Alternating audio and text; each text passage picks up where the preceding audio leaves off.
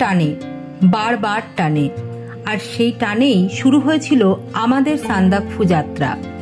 পশ্চিমবঙ্গের সর্বোচ্চ শৃঙ্গ, যেখানে একদিকে রহস্য আর একদিকে রোমাঞ্চ, যেখানে ভোরের আলো ভেদ করে দেখা দেয় কাঞ্চনজঙ্ঘা, আর শীতল বাতাসে মিশে যায় মেঘের গল্প।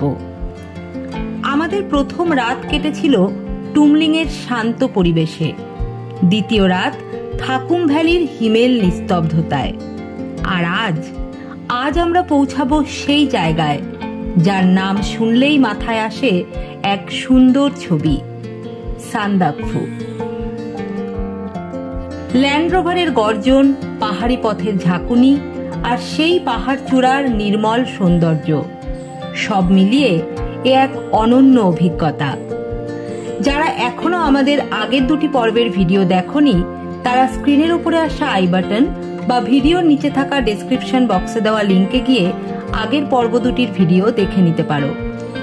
এই শেষ পর্বে আমরা তোমাদের নিয়ে যাব সান্দাকফুর হৃদয়ে, দেখাবো আমাদের থাকা খাওয়ার অভিজ্ঞতা, পাহাড়ি হোটেলের পরিবেশ, আর অবশ্যই সেই অতুলনীয় সূর্যোদয়, যেটা দেখা এক জীবনের চেয়েও বড়। কিন্তু ঠিক কতটা পথ বাকি ছিল? পাহাড় কি সহজে পথ ছেড়েছিল আমাদের জন্য? চলো খুঁজে নিই উত্তর এই সফরের শেষ ধাপে। Welcome to the final and most magical chapter of our Sandakphu journey.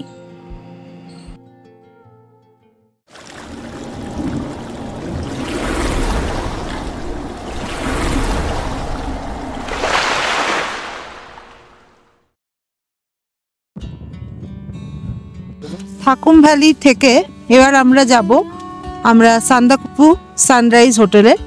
তো ওখানে আমাদের ঘর বুক করা রয়েছে। তো থাকুম ভ্যালি ছেড়ে এবার আমরা বেরিয়ে পড়ছি সান্দাকফুর উদ্দেশ্যে।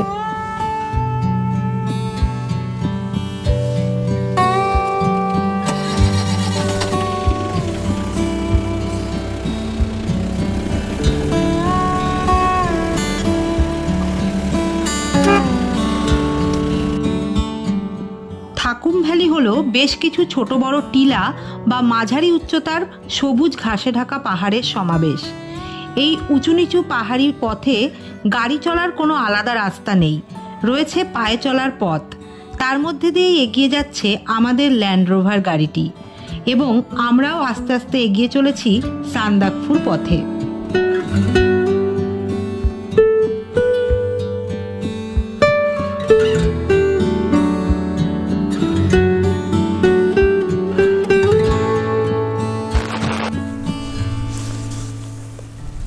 চলে এসছি চান্দু টপে।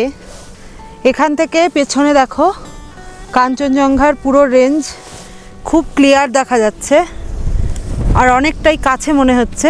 খুব সুন্দর, আমরা তো দেখছি, তোমরাও দেখো আমাদের সাথে সাথে। দারুণ ভিউ।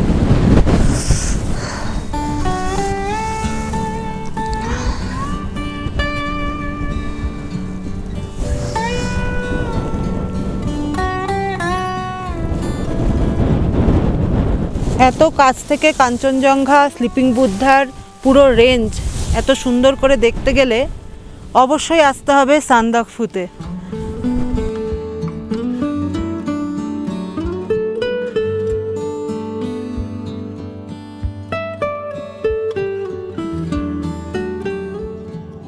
আমাদের সান্দাকফু ট্যুরের দ্বিতীয় দিন আমরা টুমলিং থেকে সান্দাকফু পেরিয়ে সরাসরি পৌঁছে গিয়েছিলাম থাকুম ভ্যালিতে। থাকুম ভ্যালি থেকে সান্দাকফুর দূরত্ব মাত্র 8 কিলোমিটার, কিন্তু রাস্তার অবস্থা এতটাই খারাপ যে পৌঁছতে বেশ খানিকটা সময় লাগবে। তবে চারিপাশের যে সৌন্দর্য তা সারা জীবনেও ভোলার নয়। তাই এই সুন্দর ল্যান্ডস্কেপের শোভা দেখতে দেখতে আমরা ফিরে চলেছি সান্দাকফুর উদ্দেশ্যে।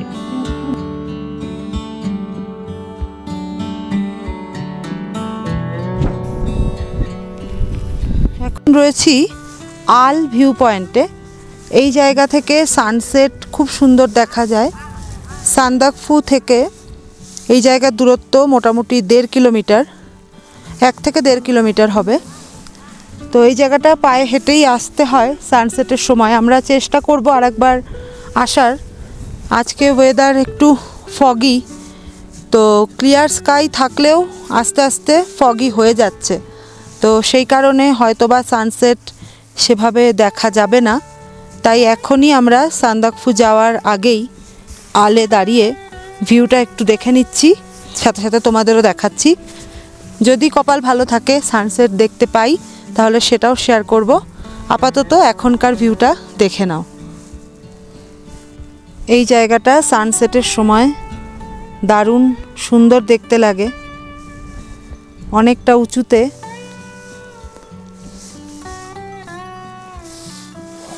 আর ঠিক এর উল্টো দিকে রয়েছে এই দিকটায় কাঞ্চনজঙ্ঘা। আস্তে আস্তে মেঘে ঢাকা পড়ে যাচ্ছে, তবুও চূড়াটা এখনও দেখা যাচ্ছে। আর এই জায়গাটা দিয়ে রয়েছে এভারেস্ট। এভারেস্টের রেঞ্জ এখান দিয়ে দেখতে পাওয়া যায়। আমার আঙুল লক্ষ্য করো। সকালবেলায় যে ভিউ আমরা দেখেছি থাকুম ভ্যালি থেকে, তারপর আস্তে আস্তে মেঘে ঢেকে যাচ্ছে চারিপাশ, তবুও এখন যে ভিউ দেখতে পাচ্ছি সেটাও অসাধারণ। পাখি উড়ে গেলে যেমন ছায়া পড়ে, অনেকটা সেরকমভাবেই মেঘ উড়ে যাচ্ছে আর রোদের মধ্যে তার ছায়া দেখা যাচ্ছে নিচে।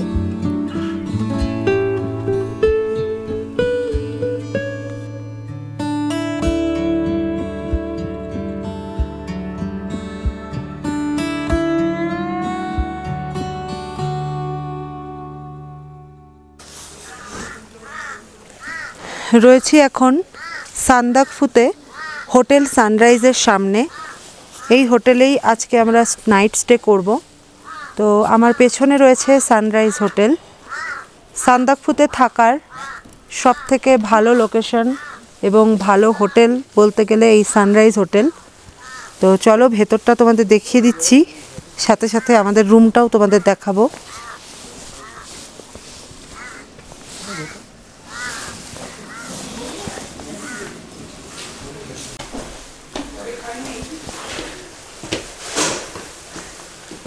সানরাইজ হোটেলে অনেকগুলি রুম রয়েছে, view room, non view room, নানান রকম রুম রয়েছে।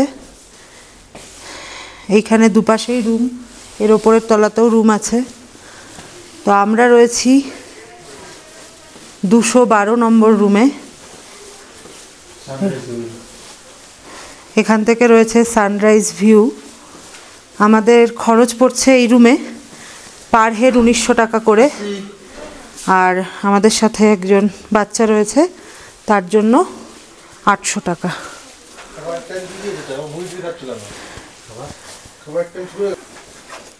এটা 4 বেডেড রুম। এখানে একটা সিঙ্গেল বেড, এদিকে একটা সিঙ্গেল বেড, আর এদিকে একটা ডাবল বেড রয়েছে। আর এখান থেকে সানরাইজ দেখা যাবে সকালে। আর টয়লেটটা এবার দেখিয়ে দিচ্ছি।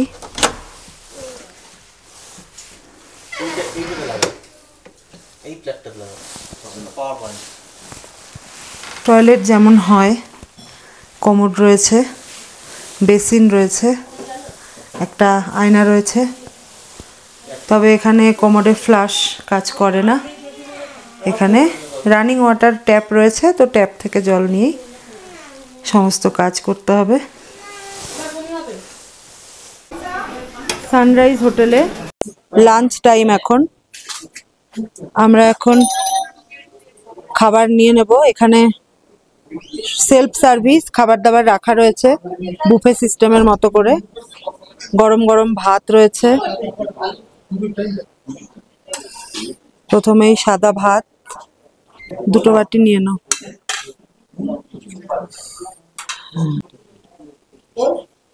এরপর রয়েছে ডাল, আলু বেগুনের সবজি, এইদিকে রয়েছে মিক্স ভেজ, আর রয়েছে ঝুরি আলু ভাজা, স্যালাড,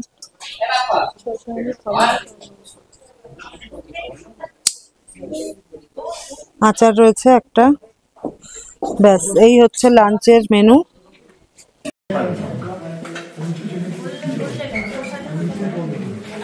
লাঞ্চ নিয়ে আমরা বসে পড়েছি। তো এখানে সব কিছুই আনলিমিটেড আর কি, যত খুশি নেওয়া যাবে।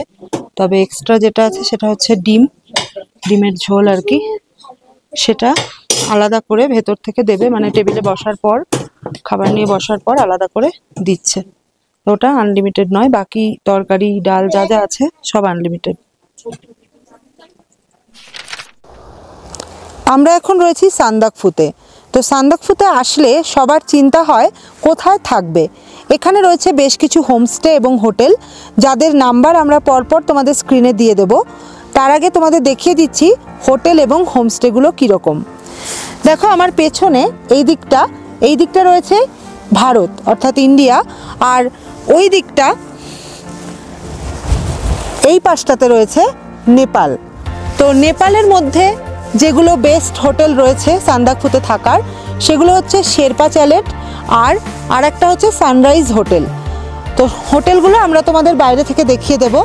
আর এদিকে ইন্ডিয়ার যে হোটেলগুলো রয়েছে সেগুলোতেও তোমরা চাইলে থাকতে পারো। তার মধ্যে রয়েছে জিটিএ ট্রেকার্স হাট, আর ওই পেছন দিকটায় রয়েছে নমবুদ্ধা হোমস্টে। তো এইগুলো হচ্ছে এখানকার মেন থাকার জায়গা সান্দাকফুতে। তোমরা আসলে আগে থেকে ঘর বুকিং করে আসতে পারো, অথবা এখানে এসেও ঘর বুকিং করতে পারবে। এখানে খাওয়া দাওয়ার কোনো সমস্যা নেই, সমস্ত ক্ষেত্রেই প্যাকেজে খাওয়া দাওয়া অন্তর্ভুক্ত থাকে, অর্থাৎ থাকা খাওয়া মিলিয়ে প্যাকেজ হয়। আবার চাইলে তোমরা খাওয়া বাদ দিয়ে শুধু রুমও নিতে পারো।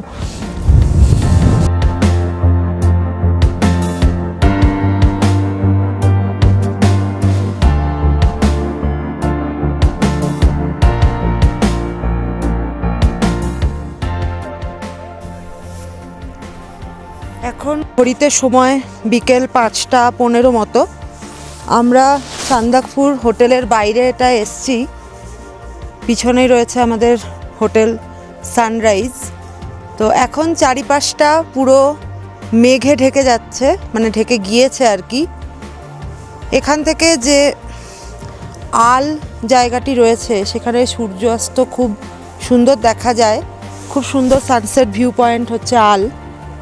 তো সেখানে হেঁটে যেতে হতো, কিন্তু আজকের এই ওয়েদারে সূর্য অনেক আগেই অস্ত চলে গেছে, যেটা আলাদা করে ওখানে গিয়ে আর বেশি কিছু দেখা যাবে না।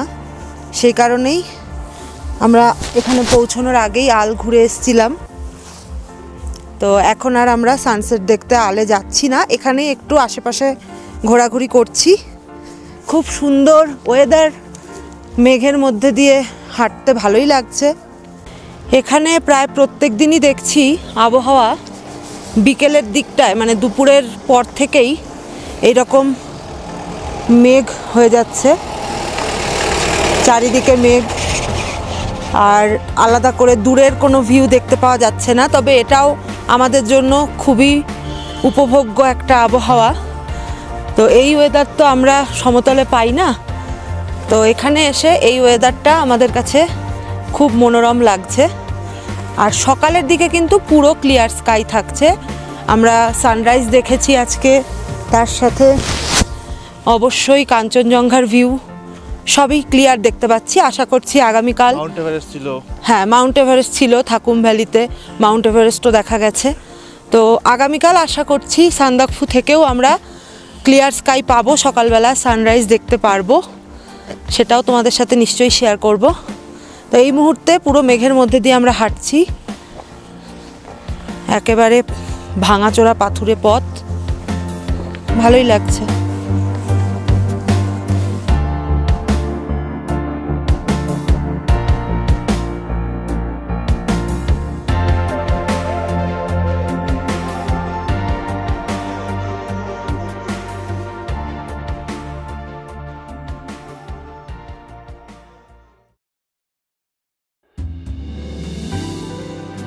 সন্ধে হতেই আমাদের থাকার জায়গা সানরাইজ হোটেলে রেডি হয়ে গেছে ইভিনিং স্ন্যাক্স হিসাবে রয়েছে পেঁয়াজের পকোড়া, তার সাথে দুধ চা অথবা ব্ল্যাক টি। আর কেউ যদি কফি খেতে চাও তাহলে সেটাও এরা করে দেবে, তার জন্য এক্সট্রা পে করতে হবে।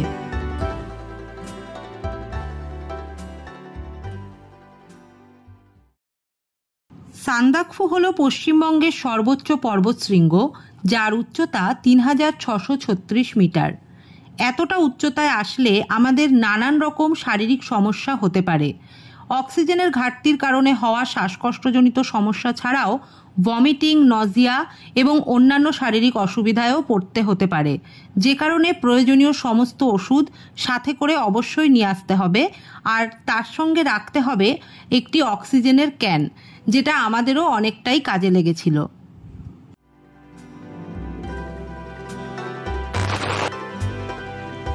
আমরা আবারও এসে গেছি ডাইনিং হলে, আর টেবিলে এসে গেছে আমাদের ডিনারে এখানে নানান রকমের অপশন রয়েছে। সাদা ভাত, রুটি, লাচ্ছা পরোটা, নুডলস, সাথে চিকেন কষা অথবা ফ্রাইড রাইস, চিলি চিকেন ইত্যাদি। আমরা নিয়েছিলাম ফ্রাইড রাইস এবং চিলি চিকেন। আর যারা চিকেন খাবে না তাদের জন্য রয়েছে ডিম বা পনিরের অপশন। তো তাড়াতাড়ি ডিনার করে আমরা আজকে শুয়ে পড়ব, কারণ কাল সকালে আমাদের দেখতে হবে সান্দাকফুর বিখ্যাত সানরাইজ।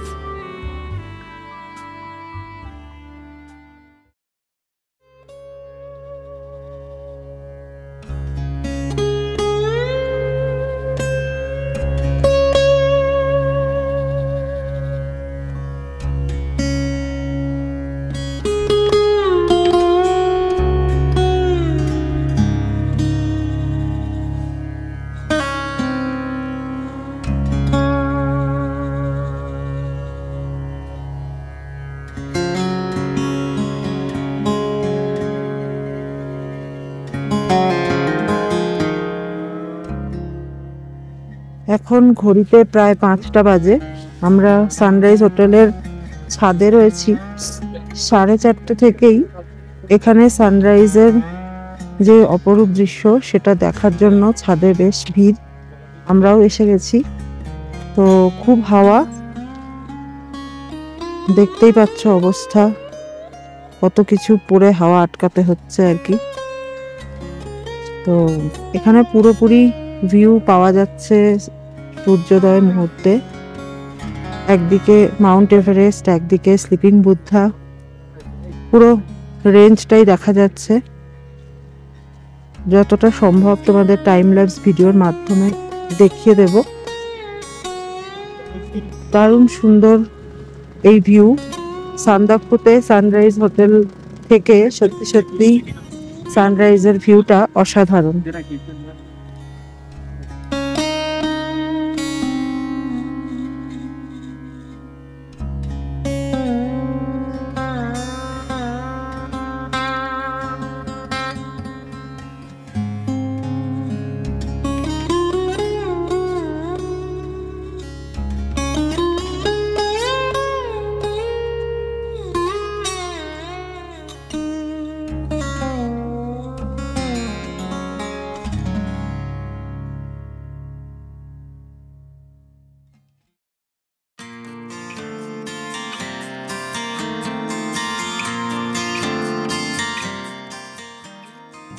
পাহাড়ে সূর্যোদয় সবসময় সুন্দর, কিন্তু সান্দাকফুতে যে নয়নাভিরাম সৌন্দর্য আমরা দেখতে পেলাম সূর্যোদয় মুহূর্তে, তা ভাষায় প্রকাশ করা সম্ভব নয়। পশ্চিমবঙ্গের সর্বোচ্চ স্থানে দাঁড়িয়ে দেখলাম পৃথিবীর সর্বোচ্চ পর্বতশৃঙ্গ মাউন্ট এভারেস্টের চূড়ায় সূর্যের প্রথম কিরণ পড়ার মুহূর্ত। এই নৈসর্গিক সৌন্দর্য দু চোখ ভরে যেভাবে আমরা উপভোগ করেছি, তা ক্যামেরার লেন্সে ধরে রাখতে চাওয়া নেহাত বোকামি। তবুও স্মৃতি হিসাবে ফ্রেমবন্দি করলাম সেই অপার্থিব মুহূর্তের বেশ কিছু অংশ। সেগুলোই ভাগ করে নিচ্ছি তোমাদের সঙ্গেও।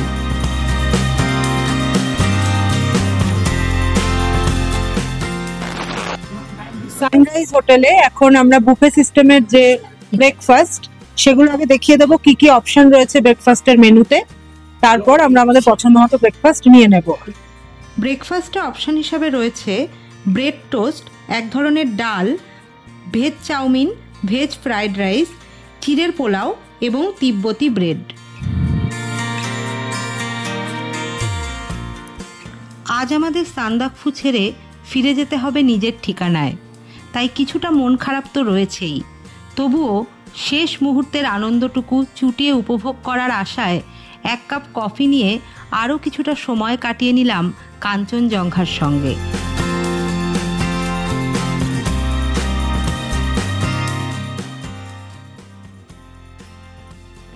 পেছনে কাঞ্চনজঙ্ঘার সুন্দর ভিউ দেখতে দেখতে আমাদের আজকের এই সান্দাকফু ভ্রমণের পর্বটি শেষ করছি। আজকের ভিডিও কেমন লাগলো অবশ্যই কমেন্ট করে জানিও। ভালো লাগলে আমাদের channel wanderlust Bengali blog subscribe করে রেখো। ফিরে আসবো খুব শিগগিরই আবারও নতুন কোনো জায়গার সন্ধান নিয়ে।